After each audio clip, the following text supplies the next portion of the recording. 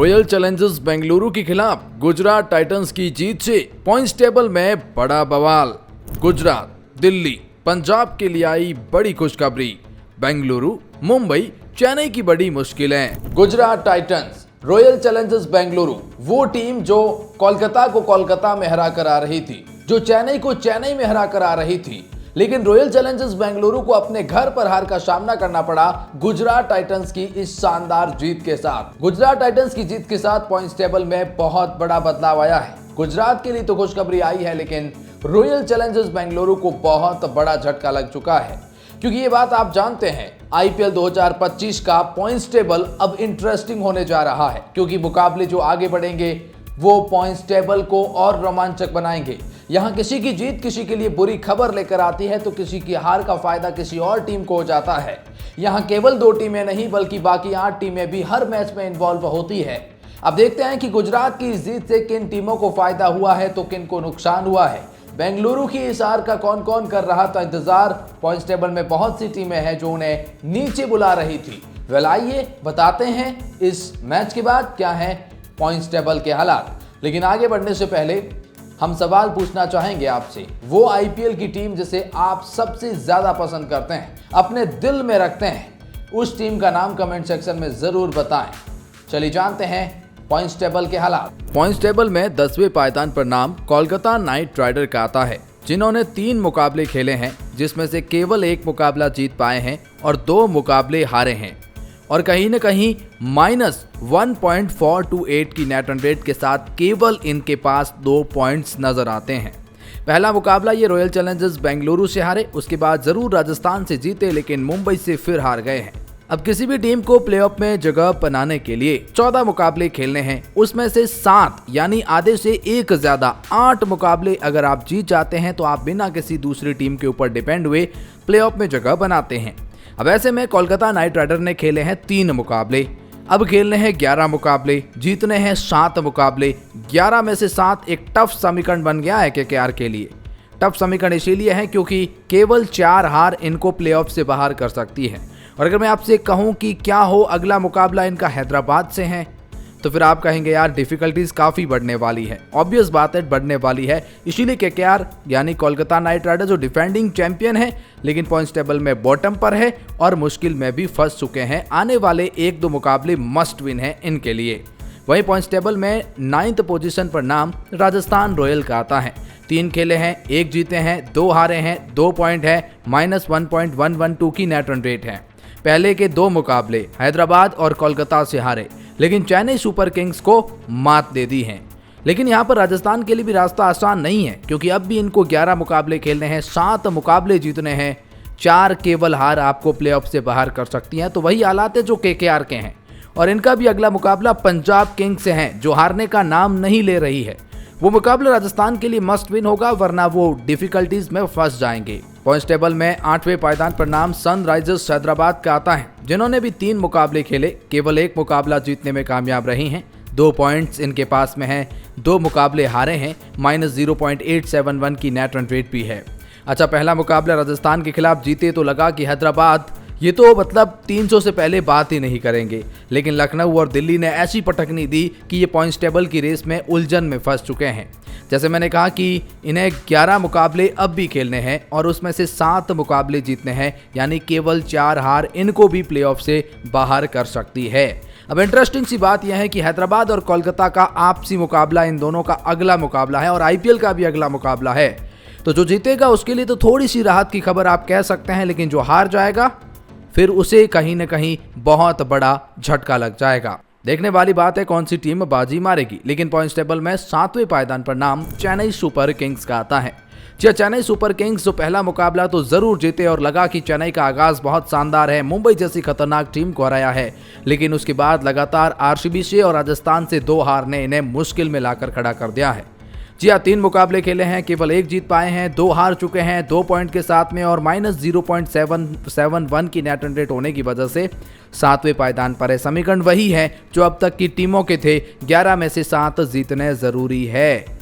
लेकिन अगर मैं आपसे कहूं कि इनका अगला मुकाबला दिल्ली कैपिटल से है, जो हारने का नाम नहीं ले रही है, तो यानी चेन्नई के लिए अगला मुकाबला मस्ट विन है और वो हारने हार को स्वीकार नहीं कर सकते हैं। पॉइंट्स टेबल में इस वक्त 6th पोजीशन पर जो नाम है वो लखनऊ सुपर जायंट्स का आता है। पहला मुकाबला हारे, दूसरा जीते तो तीसरा हारे। ये ऋषभ पंत की टीम कुछ खास परफॉर्मेंस नहीं दे पा रही है। 3 मुकाबला खेले हैं, 1 मुकाबला जीते हैं, 2 मुकाबले हारे हैं और 2 पॉइंट के साथ में और -0.150 की नेट रन रेट होने की वजह से ये टीम पॉइंट्स टेबल में 6वें पायदान पर है। मैं आपको ये भी बता दूं कि लखनऊ सुपर जायंट्स के भी वही हालात है जो हालात है बाकी टीमों के भी, यानी कि इन्हें भी 11 में से 7 मुकाबले अब हर हालात में जीतने जरूरी है। और इनका अगला मुकाबला मुंबई इंडियंस से है जो भी बीच मझधार में कुछ ऐसे ही फंसे हुए हैं। तो ये भी मुकाबला एक बहुत बड़ा मुकाबला होगा जो एक के लिए राहत की खबर लाएगा तो एक के लिए मुश्किलें बढ़ाएगा। तो यहाँ पर लखनऊ सुपर जायंट्स भी बीच मझधार में फंसे हुए हैं। आने वाले 1-2 मुकाबले इनके लिए भी मस्ट विन है। इस टेबल में 5वें पायदान पर नाम मुंबई इंडियंस का आता है, जिन्होंने 3 मुकाबले खेले, 1 मुकाबला जीते हैं, 2 मुकाबले हारे हैं, 2 पॉइंट्स इनके पास में भी है और नेट रन रेट 0.309 की है। पहले लगातार 2 मुकाबले हारने के बाद मुंबई इंडियंस ने अच्छी पॉइंट्स टेबल में वापसी तो करी है, लेकिन फिर मैं कहूंगा कि इनके हालात वही है जो अब तक की बॉटम टीमों के नजर आते हैं। कहने का मतलब यह है कि जैसे मैंने कहा, मुंबई इंडियंस का जो अगला मुकाबला है वो खेला जाएगा लखनऊ सुपर जायंट्स से, और जिनके हालात हम आपको पहले ही बता चुके हैं। और लखनऊ सुपर जायंट्स जिनके लिए भी अगला मुकाबला डू एंड डाई है, तो मुंबई इंडियंस के लिए भी डू एंड डाई है। मुंबई इंडियंस को भी 11 में से 7 जीतने हैं, लखनऊ को भी 11 में से 7 जीतने हैं। तो फिर आने वाला इनका दोनों का आपसी मुकाबला बड़ा कमाल का होगा। देखने वाली बात है कौन सी टीम बाजी मारेगी तो किसका बेड़ा गर्क होगा। लेकिन खैर, 4थे पायदान पर नाम गुजरात टाइटंस का आता है। 3 में से 2 मुकाबले जीत चुके हैं, 4 पॉइंट इनके पास में है और कहीं न कहीं नेट रन रेट भी अब काफी अच्छी हो चुकी है। 4थे पायदान पर है। पहला मुकाबला जरूर हार के साथ आगाज किया, लेकिन उसके बाद बैक टू बैक मुंबई को हराना और फिर रॉयल चैलेंजर्स बेंगलुरु को हरा देना, वाकई में गुजरात टाइटंस ने बहुत अच्छा काम यहाँ पर किया है। 6 मुकाबले जीत जाती है, 11 में से 6, तो फिर इनके लिए प्लेऑफ पक्का हो जाएगा। अब 11 में से 6 कोई ज्यादा टफ नहीं है, ऑन द नोट की थोड़ा इजी लगेगा इस वक्त। तो गुजरात टाइटंस के लिए समीकरण बने हुए हैं। बेंगलुरु को बेंगलुरु में हराया है तो बहुत बड़ी बात है। 11 में से 6 अब भी जीतने होंगे, 5 हार अब भी आपको अलाउ है, तो आप एक स्ट्रॉन्ग पोजीशन में आ चुके हैं। हाँ, वो अलग बात है कि इनका अगला मुकाबला हैदराबाद से देखने को मिलेगा। पॉइंट्स टेबल में 3रे पायदान पर नाम अब रॉयल चैलेंजर्स बेंगलुरु का आ चुका है। जी हाँ, पंजाब किंग्स जो पॉइंट्स टेबल में टॉप पर थे, अब वो 3रे पायदान पर आ चुके हैं और कहीं ना कहीं यह हार ने उन्हें बहुत ज्यादा निराश किया है। पहले लगातार 2 मुकाबले जिसने कोलकाता को कोलकाता में हराया, चेन्नई को चेन्नई में हराया, लेकिन अब बेंगलुरु अपने घर पर अगर गुजरात से हारे हैं तो बहुत बड़ी और ये शर्मनाक हार मिली है। 3 में से 2 जीत चुके हैं, 1 हार चुके हैं, 4 पॉइंट्स अब भी इनके पास में है और 1.149 की नेट रन रेट भी है। लेकिन मैं आपको बता दूं कि रॉयल चैलेंजर्स बेंगलुरु के लिए अब 11 मुकाबले और खेलने हैं और उसमें से 6 मुकाबले हर हालात में जीतने हैं। अब 11 में से 6 मुकाबले जीतना, वैसे तो यहाँ से रास्ता इतना भी कठिन नजर नहीं आता जितना लग रहा है, क्योंकि 11 में से 6 यानी 5 हार अब भी अलाउ है। तो थोड़ी राहत है क्योंकि पहले के 2 लगातार जीते हैं, लेकिन अगर ये जीत जाते तो पॉइंट्स टेबल के टॉप पर रहते और बकायदा प्लेऑफ की रेस में सबसे आगे भी रहते। लेकिन करारा झटका इस हार के साथ लगा है, 11 में से 7 मुकाबले जीतने होंगे। तो वहीं दिल्ली कैपिटल को फायदा हुआ है, पॉइंट्स टेबल में 2रे पायदान पर चले गए हैं। पहला मुकाबला जो जीते थे और दूसरा मुकाबला जो भी जीते थे, 2 खेले 2 जीते, 4 पॉइंट्स हैं, 1.320 की नेट रन रेट है, कमाल की नेट रन रेट है। 12 मुकाबले अब भी इनको खेलने हैं और 12 में से ये टीम अगर 6 मुकाबले भी जीत जाती है तो प्लेऑफ में इनकी जगह 100% पक्की होगी। तो आसान सा रास्ता दिल्ली कैपिटल के लिए लगता है यहाँ से, क्योंकि पहले के 2 जीत चुके हैं। पंजाब किंग्स पॉइंट्स टेबल में पहले पायदान पर है, बहुत बड़ा फायदा है और वाकई में पंजाब को पहले पायदान पर देखकर खुशखबरी मिल रही है।